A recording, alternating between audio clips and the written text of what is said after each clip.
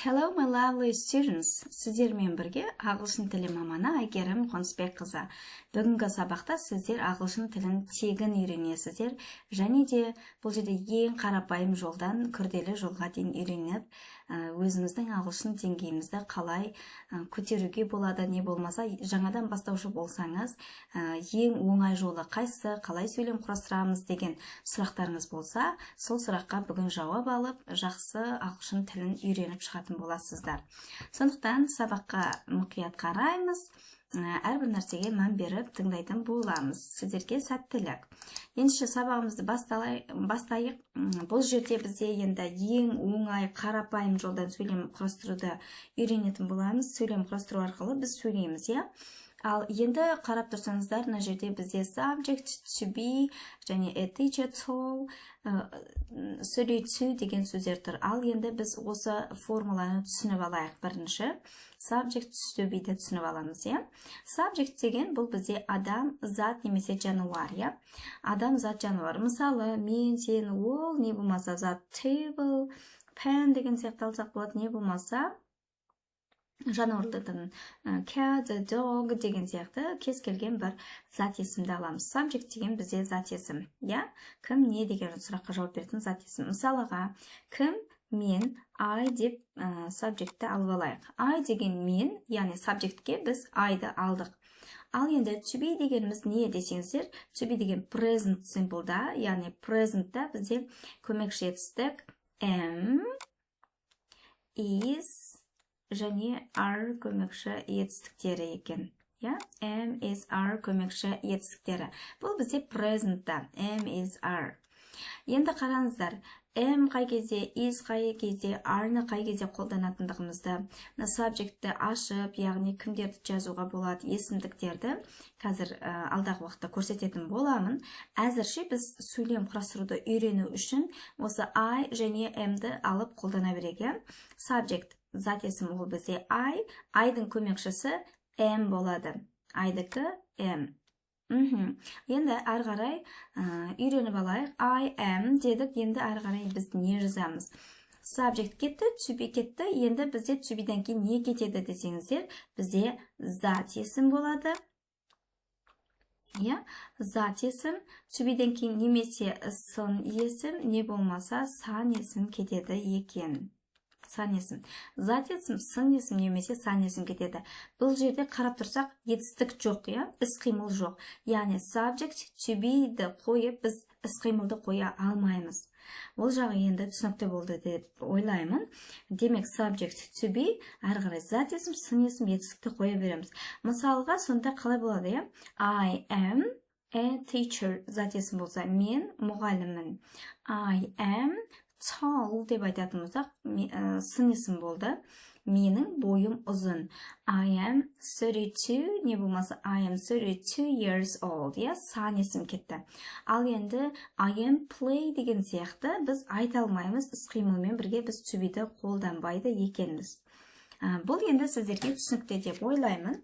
Мысалға, енді біз сөйлем құрастырып көрейік, Болымды сөйлемді қалай құрастырамыз десеңіздер, мысалы жаңа айттым, subject зат есім бізде I, көмекші етістік am болды, қысқартып am деп қояйық. I'm кімбіз біз? A teacher, I'm a teacher, мен мұғаліммін. Ал енді сіз мұғалім емес шығарсыз, мүмкін. Мен мұғалім емеспін деп айтатын болсаңыз, қалай айтамыз дейді, болымсыз сөйлемді. Біз болымсыз сөйлем айту үшін, яғни мен мұғаліммін емес, керісінше мен мұғалім емеспін деп айту керек болып тұрса, онда біз not, яғни емес жоқ деген сөзді ғана қолданамыз. Дәл осы сөйлемді айтамыз, дегенмен мына to be-дан кейін notты қоямыз. Мысалы, am not, is not, немесе are not. Яғни бізде болымсыз сөйлемде осы not деген сөзді ғана қолданамыз, болды. Сонда I'm not a teacher. Болды, осылай біз болымсыз сөйлем жасадық. Егер сіз мұғалім болсаңыз, I'm a teacher деп айтасыз.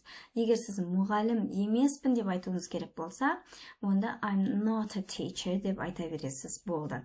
Ал мүмкін сіз сұрасаңызшы, біреуден сұрайтын болсақ, не болмаса өзіміз мен мұғаліммін ба деп өзімізді сұрайтын болсақ, ол жерде сұрақ қою үшін бізге осы жаңа to be бар ғой, мына to be'міз бізде present'та am, is, are көмекші етістіктер дедік қой. Осы am, is, are көмекшілерді бірінші қылып қоятын болсақ, онда бізде сұрақ болады екен. Am, is немесе are-ны бірінші қоямыз. Бізде енді I мен сөйлем құрастырып жатырмыз, оның көмекші етістігі am дедік. Демек сұрақта біз am-ді бірінші қоямыз. Am I a teacher? деп сұрақ қоямыз. Енді қарасаңыз, мына болымсыз сөйлемде біз notты қолданбаймыз. Not деген емес жоқ, ол тек қана болымсыз сөйлемде қолданылады. Ал сұраулы сөйлемде, мына плюс сөйлемге қарасаңыздар, болымды сөйлемде бізде I am a teacher дегенде осы am-ді бірінші қойды, қалған сөйлем сол күйінде қалып тұр. Am I a teacher? Мен мұғалімім ба? Сен мұғалімсің деп айтатын болсақ, онда біз yes, you are деп айтамыз. Болды. Yes, you are. Сен мұғалімсің. Ал жоқ болатын болса, онда no, you aren't деп жауап береміз. No, you aren't. No, you aren't. Қысқа жауап осында. Yes, you are. No, you aren't. Дәл осылай сұрақ қою, болымды сөйлем, болымсыз сөйлем жасау осыншалықты оңай.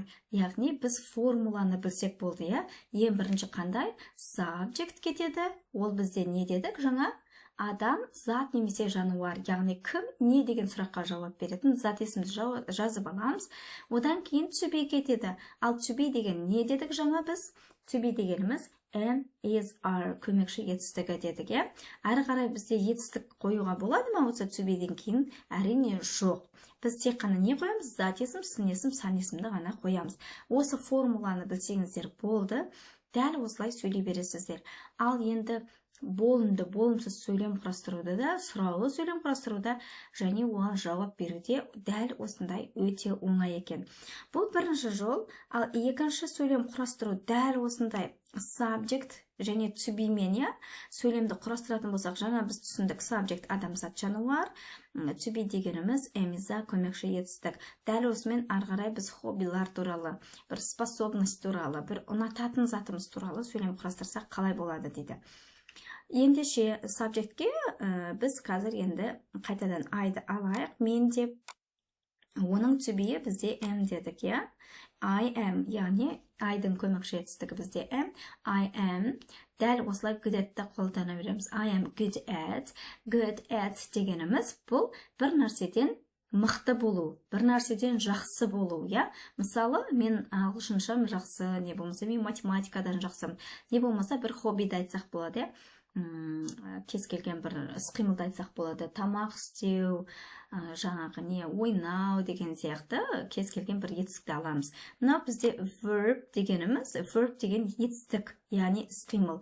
Бірақ етістік жалғыз өзі келмейді дейді. Оған мынандай ing-ді жалғайды екенбіз, етістік және ing қолданамыз дейді. Ал оның алдында қандай формула тұр бізде? Subject, to be және good at тұр, Good at дегеніміз жаңа жақсы болу дедік. I am good at, мысалы, қандай нені білеміз етістікті? Cook'ті алайық, Cook дегеніміз тамақ жаса, cooking. I'm good at cooking десек, мен тамақты жақсы жасай аламын. Мен тамақты жақсы жасаймын деген сөз. I'm good at cooking. Ал енді сіз өзіңіздің бір мысалыңызды беріп көріңіз, Дәл қазір комментарийге астына қалдырайық. Өзіңіз бір сөйлемді жасап көріңіз. Дәл осылай I am, мықтымын, неден? Бір іс-қимылды айтыңыз. Мысалы, we now play. We now play, playing football, playing volleyball, не болмаса инструменттерде ойнайтын болсақ, онда playing the домбыра, playing the piano деген сияқты айтамыз, Дәл осылай бір сөйлем құрастырып жазып көріңіз.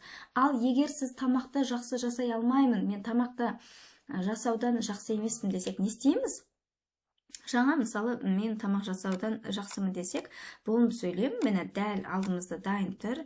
I'm good at cooking дедік, иә? I'm good at cooking. Ал егер бізге болымсыз болса, не істейміз дедік? Енді жауап беріп көріңіз. Болымсыз болса, әрине минуста біз нотты қолданамыз дедік. To be'ден кейін нотты қоямыз. I'm not дейміз де, ары қарай good at cooking. I'm not good at cooking. Ал сұрақ болса ше, мен тамақты жақсы жасай аламын ба, мен тамақ жасаудан жақсымын ба деген сияқты қалай айтамыз? Онда әрине to be жаңағындай бірінші болып кетеді, иә? Am I деп аламыз, ары қарай good at. Am I good at cooking? деп сұрамыз. Yes, you are. Не болмаса, no, you aren't деп жауап береміз. Сонда болымды, болымсыз сұраулы сөйлем құрастыру деген формула 1, иә? Болымсызда not қолданамыз, сұраулыда көмекші етістік to be'ді бірінші қоямыз, болды. Ал енді қараңыз, I'm good at cooking десек, мен тамақты жақсы жасаймын дедік, иә? Ал енді fond of деген сөз тұр ғой мына жерде. Fond of дегеніміз, мысалы сізге бір видео ұнаса, кино ұнаса, сіз лайк басасыз, иә? Ал like деген не істеу? Демек сізге ұнады деген сөз, ұнату, like, love деген сөздер бізде ұнату, жақсы көруге. Дәл сол сөздерге синоним сөз бізде fond of, to be fond of, to be good at деп жүреді. Fond of дегеніміз енді сіз I like, I love деп айтпай fond of деп қолдансаңыз, өзіңіздің ағылшын деңгейіңізді жоғары етіп көрсетесіз. Бұл синоним сөз, иә? Сонда I am, good at-тің орнына fond of-ты қойып көрейік. I am fond of cooking десек, маған тамақ істеген ұнайды, мен тамақ істеуді жақсы көремін деген сөйлем шығады екен. Түсінікті, иә? Good at бір нәрседен мықты болу, fond of, like, love-тың синонимі, иә? Жақсы көру, ұнату. Әрі қарай сабағымызды жалғастырайық. Енді осы жерден жаңа өзіңізге керекті жерін жаттап алсаңыз, жазып алсаңыз болады. Яғни жаңа мен айтып өткендей, мына жерде subject дегеніміз адам, зат, жануар. Яғни кім, не деген сұраққа жауап береді дедік. Ал есімдіктер бізде мысалы I, мен, you, сен, we, біз, they, олар, he, ол балаға айтамыз, иә, ер адамдарды. She, ол, қыз бала, әйел адамдарға айтамыз, it, ол деп зат жануарларға қолданамыз. Яғни he, she, it-тің үшеуінің де аудармасы бізде ол қазақ тілінде, ал орыс тілінде мысалы he, он, she, ана деп аударылады. Мысалы разницасы бар, айырмашылықтары бар. Ал to be дегеніміз жаңа айттым, am, is, are көмекші етістіктер, олар ешқандай мағынаға емес, жай ғана бізге сөйлем құрастырғанға көмектеседі. Ал am қайсының көмекші етістігі? I-дың ғана көмекші етістігі дедік. Am-ді біз тек қана I-ға қолданамыз. Ал A-ны қай кезде қолданамыз десек, көпше зат есімдерде. Мысалы you деген сен, сендер, сіздер дегенді білдіреді. Көптікте де білдіріп тұр, иә? We, біз, they, олар. Яғни көптікте бізде көмекші етістік are, you, are, we, are, they, are деп қолданылады екен. Және де he, she, it, жаңа үшеуде ол деп аударылды, иә? Және ол дегеніміз жекеше, онда бізде жекеше зат есімде көмекші етістік is болады. Бір ғана адамның атын айтатын болсақ, мысалы Алма дейтін болсақ, оның көмекші етістігі is, иә? Алма is a teacher деген сияқты. Не болмаса Алма and her sister деп айтсақ, Алма және оның әпкесі немесе сіңілісі деп айтатын болса, ол бізде екі адам болып кеткендіктен көмекші етістік алып болып кетеді. Дәл осы жерді біз өзімізге сақтап жаттап алсақ болады. Ал енді әрі қарай бізде ағылшын деңгейі базовый английский бар, мысалы кішкене ағылшын деңгейім жаман емес, нашар емес дейтін кісілерге арналады. Яғни мүмкін сіздің ағылшыныңыз жақсы шығар, иә, дегенмен сіз ағылшын тілінде кино, мультиктер көретін болсаңыз, не болмаса ән тыңдайтын болсаңыз, сіз түсінбей қалуыңыз мүмкін, иә. Сіздің слабый, яғни әлсіз жеріңіз, әлсіз тұсыңыз сол болуы мүмкін. Сол кезде мен листингімді қалай көтеремін десеңіз, ең негізі бірнеше оған себептер болуы мүмкін, иә. Соның бір-екі себебіне тоқтап кетейік. Бірінші себебі ол idioms and English idioms and phrasal verbs деп тоқталсақ болады. Себебі бұл жерде бізде нені білдіреді? Ағылшын тілінде егер сіз идиома, фразалық етістіктерді білмесеңіз, сол себепті сіз түсінбей қалуыңыз мүмкін, иә, оны. Себебі ағылшын киноларында, мультфильмдерінде осындай идиомалар мен фразалық етістіктер көп қолданылады. Мысалы, сізге бір идиом айтып көрейін, let's call it a day, иә? Let's call it a day деп айтатын болсақ, бұл не деген сөз? Let's call it a day.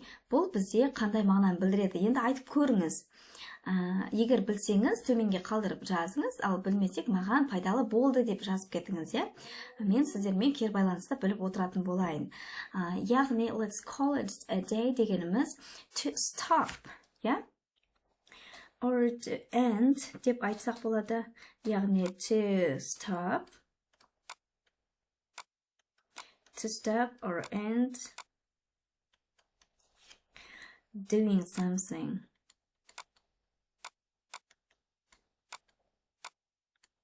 Doing something. Яғни бір қазір жасап жатқан іс-қимылыңызды тоқтату, аяқтау дегенді білдіреді. Яғни бүгіндікке осымен жетеді, бүгіндікке аяқтаймыз, иә? Let's call it a day. Яғни ағылшын тілінде осы тыны д деп дыбыстап кетеді. Let's call it a day. Okay, so to stop or doing something дегеніміз, мысалы, сіз сабақ оқып жатсаңыз, не болмаса үй тірлігін жасап жатсаңыз, не болмаса бір қандай да жұмыс жасап жатсаңыз, let's call it a day деп айтатын болсақ, онда ол бізде болды, тоқтатайық осымен, бүгіндікке жетеді деген сөз ғой, a day, бүгіндікке осы жетеді деген сөз. Мысал келтірейік, we've been studying for a long time, біз ұзақ уақыт оқыдық. Let's call it a day. We'll continue tomorrow деп айтатын болсақ, ол кезде біз бүгіндікке көп оқыдық, осымен тоқтатайық, иә? Ертең жалғастыратын боламыз деген сияқты мағынаға ие. Дәл осы сөзді, осы идиоманы қолданатын болсақ, ендеше сіз жаттап алғандықтан келесіде сізге түсінікті болатын болады. Келесі to be snowed under, to be snowed under. Snow дегеніміз қар, under деген астында, сонда қардың астында қалу деген мағынама деп тура мағынада аудара алмаймыз. To be snowed under дегеніміз, яғни көміліп қалу бір нәрсеге. Не нәрсеге? Мысал айтатын болсақ, I can't go shopping with you. I'm snowed under with chores деп айтатын болсақ, сенімен бірге дүкен аралай алмаймын. Менің үй шаруам көп, мен басымнан асып жатыр деп айтсақ болады. Мысалы, қазақ тілінде бізде сондай сөз бар, менің тірлігім басымнан асып жатыр деген сияқты айтамыз ғой. Дәл сол сөзде балама қылып алсақ болады. To be snowed under with chores деп айтатын болсақ, яғни chores дегеніміз үйдің тірліктері, үй жұмыстары. Мен үйдің тірліктері жетіп жатыр, басымнан асып жатыр деген сөз. Не болмаса, I'm snowed under with my homework деп айтатын болсақ, онда менің үй жұмысым жетіп жатыр, менің үй жұмысым толып жатыр, яғни үй жұмыстың астында қалдым деген сияқты мағынаны білдіреді екен. To be snowed under. Okay? Тағы да бір келесі бір себебін көрсете кетейін. Яғни мысалға ән тыңдап жатсақ, не болмаса кино болсын, мультфильм болсын көріп жатқанда түсінбей қалуымыз мүмкін. Сізге осындай сөздер кездессе, ол не деген мағына, Tell them дегенсек, яғни бұл ағылшын тілінде бізге қандай мағынаны білдіреді? Tell them деген сөзді қысқартып, олар tell them деп айтады екен. Tell them, мысалы. Tell them. tell them деген осы сөзді қысқартып tell them. Мысалға айтатын болсақ, tell them truth деп айтатын болсақ, оларға шындықты айт. Tell them truth. Yeah? Tell them truth деп жатпайды, яғни олар tell them деп кетеді. Ал және де let me дегеніміз let me. Yeah? Let me, яғни рұқсат ет деген сөз. Let me дегенде let me деп айтып кетеді екен. Яғни let me show. Көрсетші деп айтатын болсақ, или болмаса let me go out. Сыртқа шығуға рұқсат па деп айтатын болсақ, let деген рұқсат сұрау, негізі, соны let me-ді қысқартты let me деп айтады екен. Және де келесі сөз бізде ол my mind. My mind дегеніміз былайынша my, менің, mind. Ой, бұл жерде my mind деген сөзді, my mind деген сөзімізді бұлар қысқартып my mind деп қысқартып айтады екен. Tell them, let me, my mind деп осылай дәл осылай тез-тез қысқартылып айтылады. Сол себепті біз түсінбей қаламыз. Осы секілді сөздердің бір шамасын жаттап алсақ, бізге ары қарай оңай болатын еді, түсінуге. Ал келесі енді бізге өзіміздің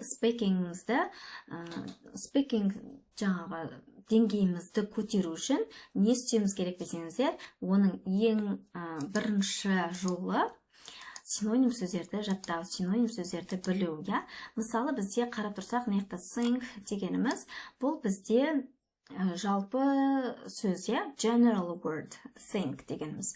I think десек, мен ойлаймын деген сөз. Ал енді сіз осы think'тан басқа қандай сөзді білесіз, айтып көріңізші. Мысалы, бір мысал келтіріп тұр, I think there is a misunderstanding about me. Менің ойымша, бұл жерде мен туралы қате түсінік бар секілді. Қате түсінік бар деген сөйлемді қалай айтасыз? I think дедік. Ал енді тағы да осыған бір 2-3 мысал келтіріп көріңізші, think'қа сіз қандай синоним сөз білесіз? Жалпы сіз IELTS тапсыратын кезде де барлық жерде менің ойымша деп I think деп айтатын болсақ, онда сізге төмен балл қойылып қалуы мүмкін, Себебі сізде басқа сөздік қоры жоқ, жоғары деңгейдегі сөздерді қолданып жатқан жоқсыз дегенмен, сол мәселе бойынша сіз төмен балл алуыңыз мүмкін. Сол себепті енді не істейміз? Think'тің синонимдерін білеміз. Синонимдерді білу бұл бізде listening'да да көмектеседі. Мысалға, тағы да think'қа синоним осылай бір сөзді жазып көрек. I believe, I believe think'тің орнына I believe деп қойсақ болады. I believe there is a misunderstanding about me. I think дегеннің орнына I believe деп айтсақ болады. Не болмаса, келесі in my opinion, in my opinion. In my opinion, there is a misunderstanding about me. Дәл жаңағы think деген сөзді, ойлау деген сөзді осылай бірнеше түрде айтып көрсек болады. Не болмаса, ары қарай тағы да маған осылай көрінеді деп айтатын болсақ, it seems to me деп айтсақ болады, It seems to me that деп алсақ болады, It seems to me that there is a misunderstanding about me. It seems to me, маған қазір бұл жерде мен туралы қате пікір бар секілді көрініп тұр деген мағынаға ия. Демек, think'қа believe, in my opinion, it seems to me деп дәл осы синонимдерді жаттап алсаңыздар болады.